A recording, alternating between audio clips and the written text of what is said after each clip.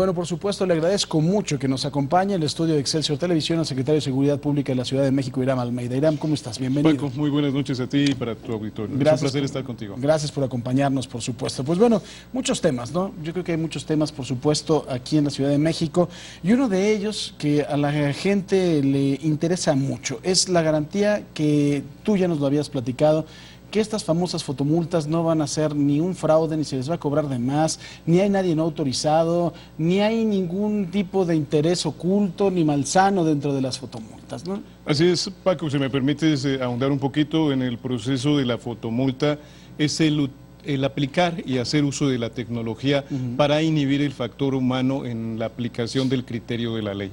A partir de la emisión del reglamento de tránsito, la fotomulta viene a ser un elemento tecnológico en donde se capta una conducta que infringe la norma contenida en el reglamento de tránsito y como consecuencia de ello, en un área específica de tránsito se observa esta conducta que es un testigo que acompaña la boleta de infracción que impone el acto de autoridad que se hace en un gabinete y que determina la autoridad policial, el área de normatividad de la Subsecretaría de Tránsito. Esta es la parte fundamental. Pero ya no está ahí el ciudadano que puede de alguna forma... Ahora estamos abonando a la cultura de la legalidad. Claro. Abonamos a que cuando llegue alguien una infracción a su mano, a sus domicilios, seguramente encontrará una imagen en donde se constata la conducta. Y adicionalmente lo que se busca es que en el nivel de conciencia de nuestra ciudadanía, lo muy importante es que al reconocer la comisión de una falta por la conducta infractora, no se vuelva a reiterar esta falta. Es decir, un nivel de legalidad, de madurez a donde debemos de llegar todos por considerar todos los elementos de la movilidad. Hoy no es solamente el conductor, es quien está a bordo de una motocicleta, de una bicicleta y sobre todo del peatón. Y además de todo hay que decirlo claro, ¿no? Se quita el elemento de la mordida, de que ya el ciudadano no puede hacer ningún tipo de negociación. Esta es una parte muy clara, pues a través de la tecnología abrevamos a dejar de lado temas de posibilidades de corrupción.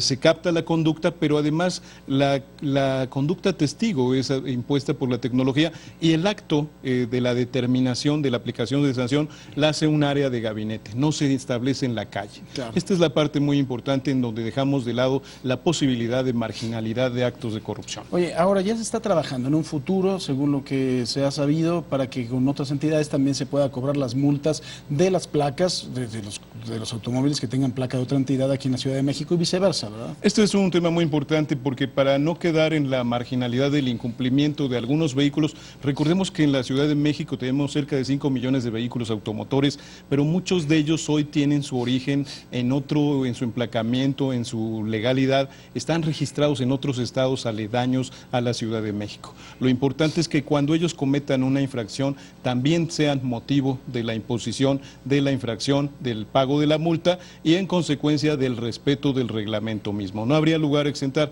Por eso se ha trabajado por instrucciones del jefe de gobierno de manera muy coordinada con el Estado de México. Hoy en particular existe ya un avance en un proceso de convenio para que las infracciones que se cometan por habitantes y vehículos, sobre todo emplacados en el Estado de México, se puedan hacer los cobros por parte del Estado de México y remitir los fondos o el recurso hacia las instancias financieras de la Ciudad de México. E igualmente, recíprocamente, los vehículos que infrinjan en la Ciudad de México algún reglamento y que sean originarios de allá, también será susceptible de este intercambio de información y de los recursos financieros de cada uno de los vehículos de cada entidad. Iram, cuéntame un poco de los megaoperativos. ¿Qué son los megaoperativos?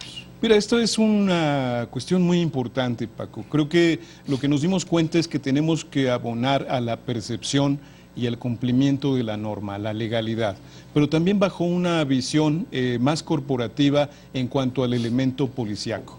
El operativo Mega consta de, en cada noche se realiza en las 16 delegaciones, en las diversas colonias de las 16 delegaciones de la Ciudad de México.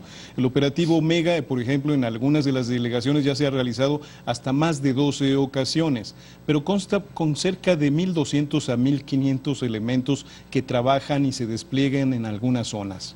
Para ello se realizan niveles de inteligencia tácticos en donde se hace mapeo en donde las zonas presentan incidencia delictiva, es decir, robo de vehículos, robo a transeúnte, muchos delitos, pues de los 14 delitos de alto impacto se permean en un mapa y estas misiones operativas en esta volumetría salen con estos cuerpos policíacos a generar intersecciones de presencia, revisiones en distintos puntos y a estar presentes en los lugares donde se comete la conducta delictiva.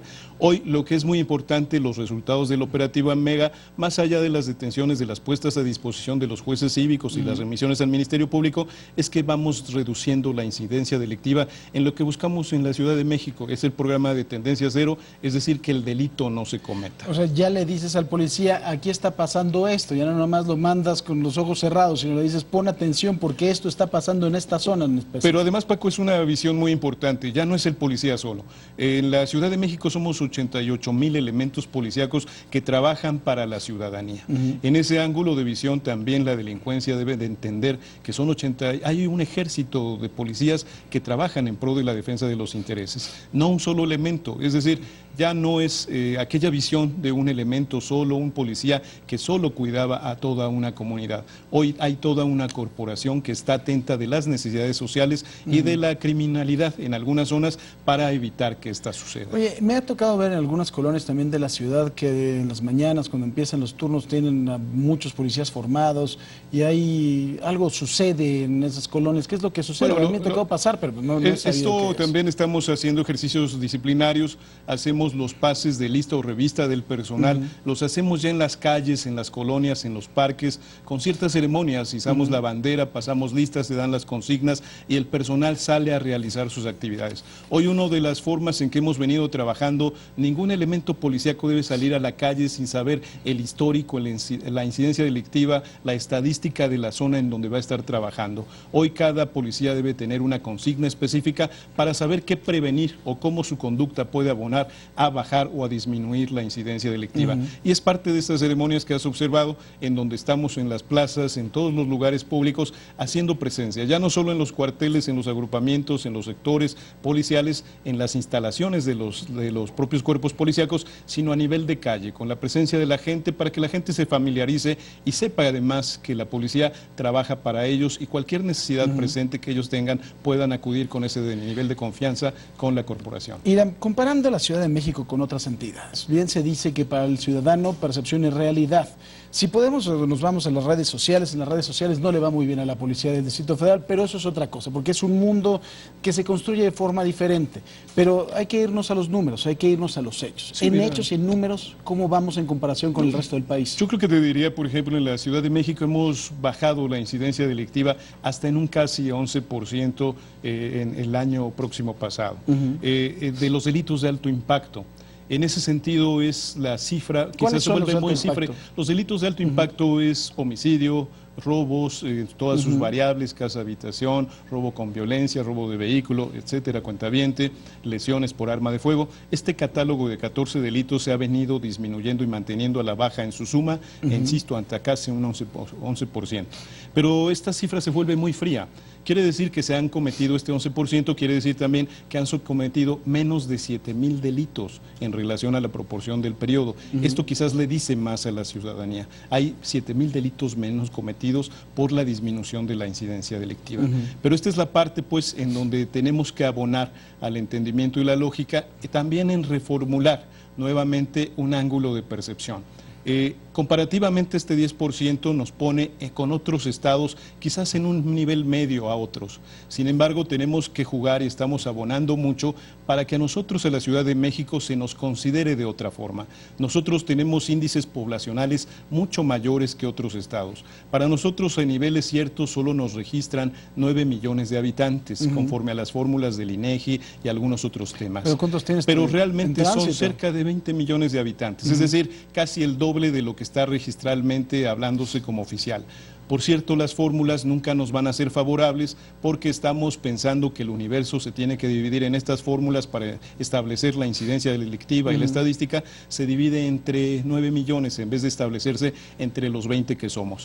Explicarle a la gente cómo se hace esto. Se toma un delito y se divide entre el número de habitantes. Entre el número de habitantes, efectivamente, y efectivamente en proporción al número de habitantes y los delitos cometidos estaríamos en las mejores condiciones. Sin embargo, no es suficiente, tenemos que trabajar para que el delito no se cometa y esa es la misión básica en que estamos abonando. Mira, otra cosa que creo que también para todos es importante, ahora que hablabas de la reducción del índice delictivo, las videocámaras, que además nosotros, yo le digo que es la venganza de la ciudadanía. Y perdón, no quiero hacer apología del delito ni nada, pero cuando ves que agarran los policías a unos hijos de su, ya sabes qué, y que estaban asaltando y que además de todo los vienen siguiendo, y que es evidente que sí eran los culpables, digo, sin prejuzgar, porque no podemos, eso lo tiene que hacer una autoridad jurisdiccional, pero que los agarran y los llevan, los presentan y ya están en el reclusorio, es la venganza de la ciudadanía. Yo creo que de las cosas que mejor sentimos. ¿Ha ayudado este sistema? Sí, ha ayudado en mucho, en la manera, en la conducta social, la que no es delincuencial,